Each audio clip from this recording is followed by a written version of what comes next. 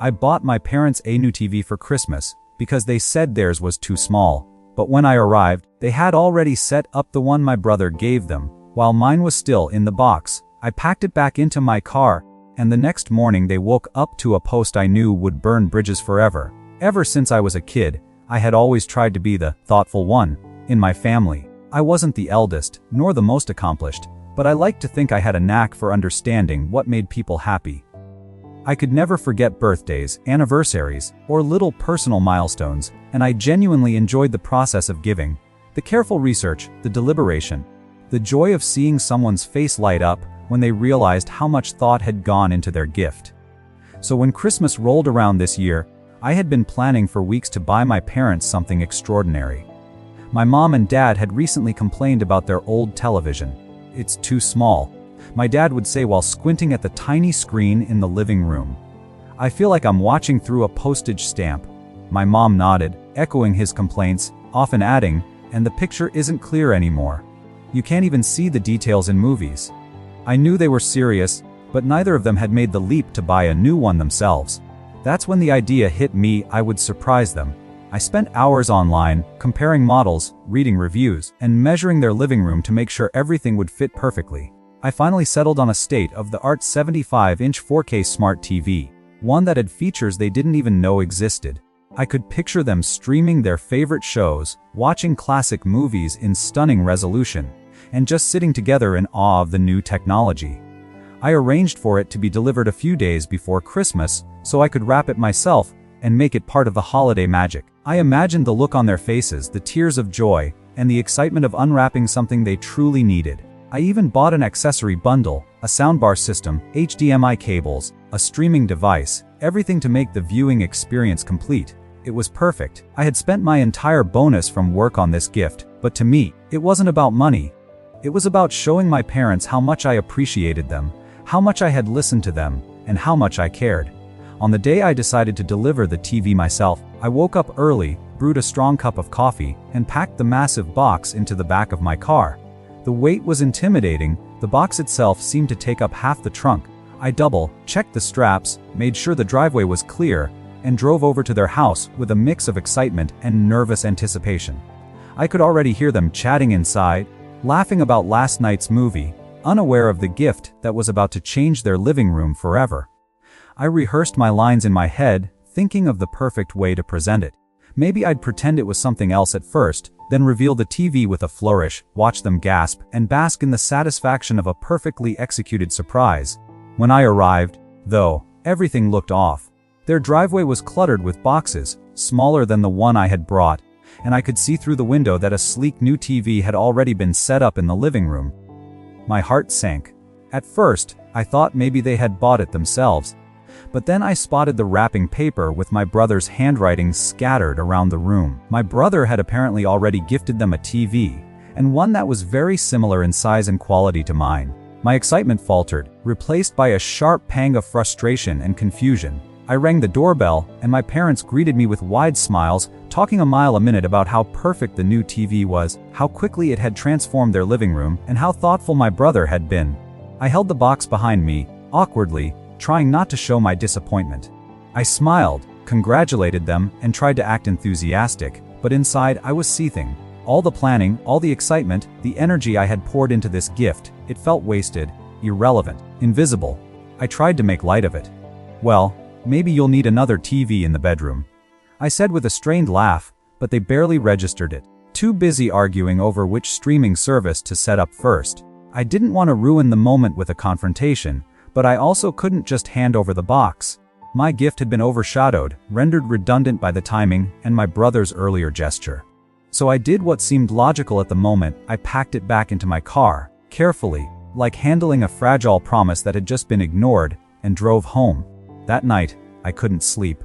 I kept thinking about the TV in its pristine box sitting in my living room, a silent testament to all the effort, thought, and love that had gone into it, and how quickly it had been eclipsed by something my brother had done. The injustice of it gnawed at me. I didn't want to cause a scene in front of my parents. I loved them.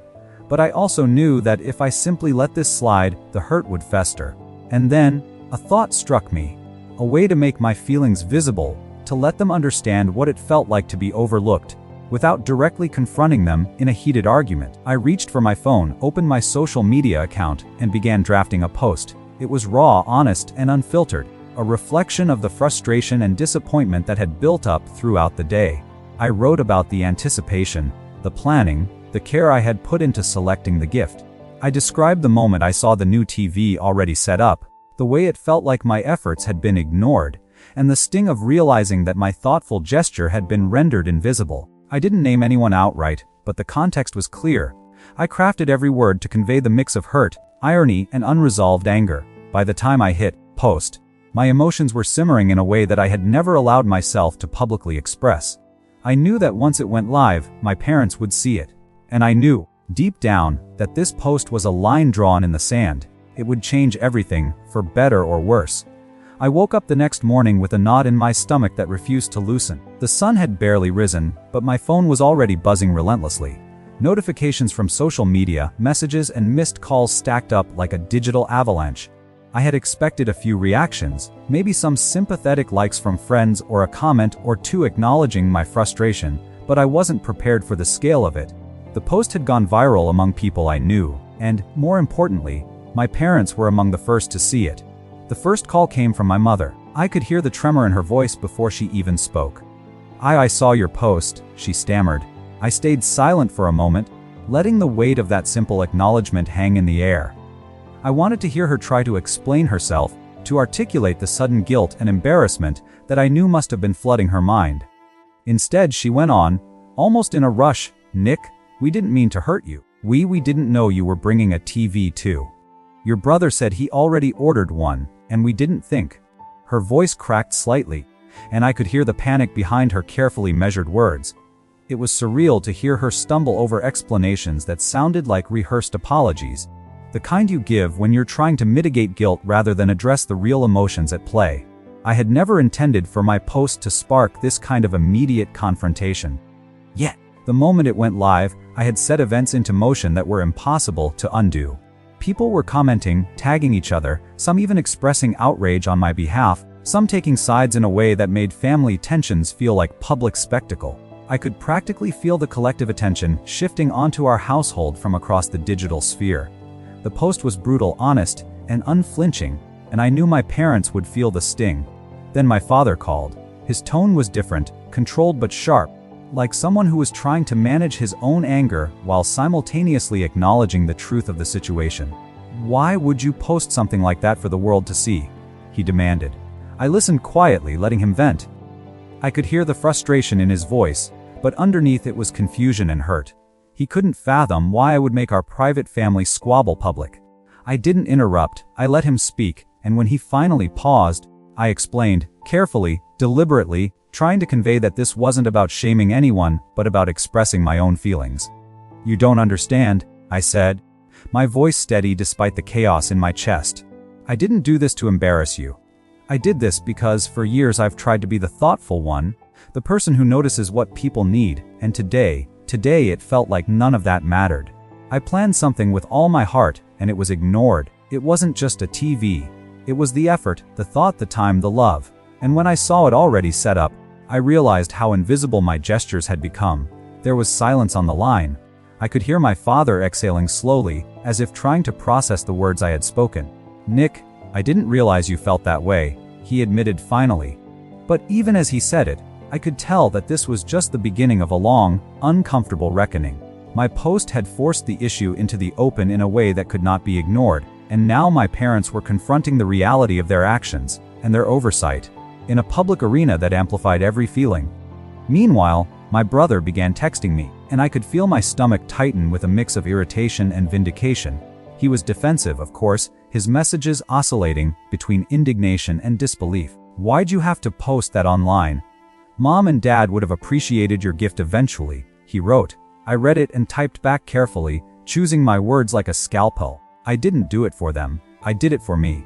To show that being thoughtful matters, to show that effort, care, and love aren't invisible, even if some people treat them as if they are." The day progressed with a flurry of similar messages, calls, and comments. My parents were at first flustered, unsure whether to be angry, embarrassed, or defensive. My brother's friends who had seen the post started weighing in, some siding with him. some with me, turning what should have been a private family issue into a broader conversation that stretched into corners of our social network I didn't even recognize. By afternoon, the family group chat was erupting, with cousins, aunts, and uncles chiming in. I watched the messages scroll on my screen, half in disbelief and half in a strange satisfaction. It was chaotic, yes, but I could see the effect I had intended. The post was undeniable, confrontational, and transparent. My feelings were now unavoidable, visible to everyone in the family. As the evening approached, I received another call from my mother. Her voice was softer now, tinged with a fragile mixture of apology and guilt. I think I understand what you were trying to say," she said quietly. We didn't mean to hurt you. I feel awful that it seemed like we overlooked your gift. You put so much thought into it." Her words, though belated, made a part of me ache with a mixture of relief and lingering frustration. I could feel the tension slowly beginning to shift. But the realization hit me. The post I had written wasn't something that could be erased. It wasn't a simple apology away. Bridges had been strained, reputations questioned, and dynamics shifted. And even though some of the calls were filled with contrition, the damage, or maybe the clarity, was permanent. By nightfall, I had messages from every corner of the family, from those who had seen the post and felt compelled to respond. Some were supportive, expressing outrage that my gesture had been overlooked. Others were defensive, feeling accused or embarrassed. The post had burned through the usual layers of politeness and family decorum, exposing raw feelings that no casual conversation could have unearthed. I sat in my living room, staring at the unopened TV in its box, and for the first time, I realized the power I now held in this situation. Not power in a mean-spirited sense, but the undeniable ability to force recognition, to assert presence, and to make invisible feelings unavoidable. By the time I put my phone down and took a deep breath, I knew the coming days would be a reckoning. My parents would have to face the consequences of their actions, or inaction. My brother would have to contend with the reality that his thoughtless timing had stirred more than just temporary annoyance. And I, for my part, had made a bold choice. I had exposed the truth of my feelings in a way that could no longer be ignored. The TV sat in the corner of my living room, waiting, a physical reminder of effort, thought, and love. And in that moment, I understood that the bridge, burning post wasn't about revenge. It was about ensuring that my contributions were acknowledged, that my feelings were visible, and that the lesson, uncomfortable as it might be, was learned by everyone involved. The morning after my post, I woke up to a flurry of notifications that made it clear the ripple effect of what I had done wasn't slowing down. I had anticipated that my parents would see it first, maybe a few extended family members, but it seemed like almost everyone had seen it by sunrise. Texts were coming from relatives I hadn't spoken to in years, friends of the family who had been tagged, and even neighbors who occasionally joined family events. My phone felt like it was vibrating non-stop, and for the first time, I realized just how public my private feelings had become. I didn't regret posting it, but I knew that navigating the fallout would be complicated. My parents, of course, were the first to respond directly. My mother sent a series of messages that alternated between apology, guilt, and defensiveness. "I'm so sorry. I didn't realize. I thought it was just a TV. I feel terrible." My father's messages were shorter, terse, and carried an undertone of irritation. "We need to talk. This could have been handled differently." My brother, too, wasn't silent. His texts were incredulous, accusing, and even a little manipulative. "You made this public. Seriously. You've humiliated all of us! Mom and Dad were already happy!" I read each message carefully, resisting the urge to respond immediately. I knew that the initial reactions were emotionally charged, fueled by surprise and embarrassment. I needed a plan, even if my plan was just to let them stew for a moment before facing them. By late morning, I received a call from my cousin, Jenna, who had always been perceptive and had a tendency to speak truth no matter how awkward the situation. "Nick, I saw your post," she said bluntly. "And I have to say I get it. I can't believe your parents didn't notice. You put so much thought into that gift. It's crazy that they just set up your brother's TV and ignored yours. I think you did the right thing putting it out there." Her support felt validating, like a small island of acknowledgement amidst a storm of criticism and tension. Yet, it also made me more aware of how polarized the situation had become. The family, once united under casual routines and polite interactions, was now visibly divided, and my post had become the catalyst. I decided it was time to confront the situation directly. I drove to my parents' house, bringing the still, unopened TV with me. My hands gripped the edges of the box tightly, both because of the weight and because of the metaphorical weight it now carried. The weight of my effort, my disappointment, and my need to be recognized. When I arrived, the atmosphere was immediately tense. My parents exchanged nervous glances before ushering me into the living room. I set the box down carefully, making sure they noticed its presence. The moment seemed deliberately theatrical, though in reality, it was more about my own sense of control. I began speaking calmly but firmly, letting them hear the truth of my feelings. "This isn't about the TV itself," I said. "It's about what it represents. For years, I've put thought and care into gifts, into gestures, into our family moments, and often, it feels like none of that is acknowledged. Today, I wanted to give something meaningful. A gift that showed I listened and cared, and it was completely overshadowed." My mother's eyes widened, and I could see my father shifting uncomfortably in his seat. My words were deliberate, aimed at making them feel the weight of oversight without resorting to yelling or blame.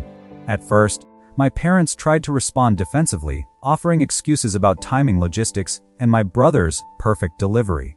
I listened without interruption, letting their rationalizations hang in the air before I responded. "I understand timing, and I get that your hearts were in the right place, but the outcome matters, too. You didn't notice, you didn't acknowledge, and now this gift, the one I chose and spent weeks planning, is sitting here, unopened, while your focus was elsewhere. That hurts."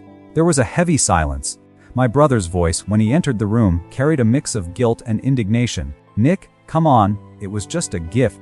You're blowing this out of proportion." I turned to him, trying to keep my tone level, despite the frustration simmering inside me. "It's not about proportion. It's about respect, thoughtfulness, and the acknowledgement of effort. You may think it's a small thing, but it's not. It's the principle." My father sighed deeply, pinching the bridge of his nose, while my mother's hands trembled slightly. The room was charged with emotion, a combination of guilt, embarrassment, and tension that felt almost tangible.